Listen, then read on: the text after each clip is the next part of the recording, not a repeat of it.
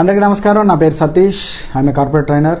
నాతో పాటు ఇంకొక కార్పొరేట్ ట్రైనర్ కూడా ఉన్నారు. He's none other than Srinivas Sonu గారు.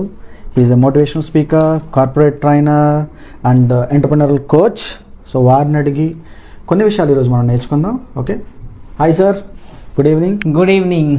ఓకే, చాలామంది ఈ ట్రైనర్ స్పీకర్ దీనికి కన్ఫ్యూజ్ అవుతూ ఉంటారు.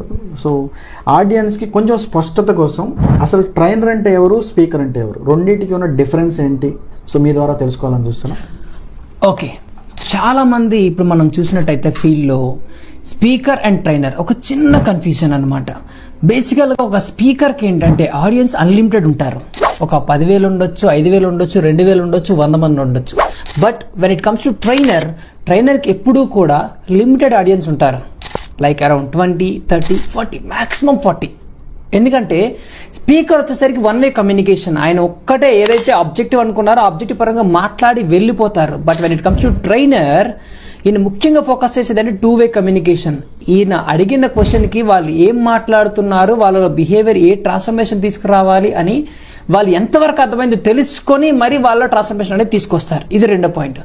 3వ పాయింట్ చూసుకున్నట్టయితే స్పీకర్కి టైం ఇంటర్వెల్స్ అనేవి 20 minutes, 15 minutes, 20 minutes మాట్లాడి వెళ్ళిపోతారు. బట్ ట్రైనర్కి అలా కాదు, కంప్లీట్గా మాడ్యూల్స్ ఉంటాయి. ఒక్కొక్క ట్రైనింగ్కి ఒక్కొక్క మాడ్యూల్. ఆ మాడ్యూల్ మొత్తం కంప్లీట్ చేయాలి కొన్ని అవర్స్ పెట్టుకొని. ఒక 10 నిమిషాలు, 20 నిమిషాలు, హాఫ్ అన్ అవర్లో మనం ట్రైనింగ్ చేయలేము. ట్రైనింగ్ ఎప్పుడు కూడా మాడ్యూల్స్, దానికి అవర్స్ ఉంటాయి. సో ఈ విధంగా టైం ఇంటర్వెల్స్ కానీ ఈ మాడ్యూల్స్ కానీ ప్రిపరేషన్ డిఫరెన్స్ ఉండాలి. And the most important thing, speaker మాట్లాడుతున్నప్పుడు ఏంటంటే జస్ట్ ఆ ఇన్ఫర్మేషన్ మాత్రమే షేర్ చేసి వెళ్ళిపోతారు.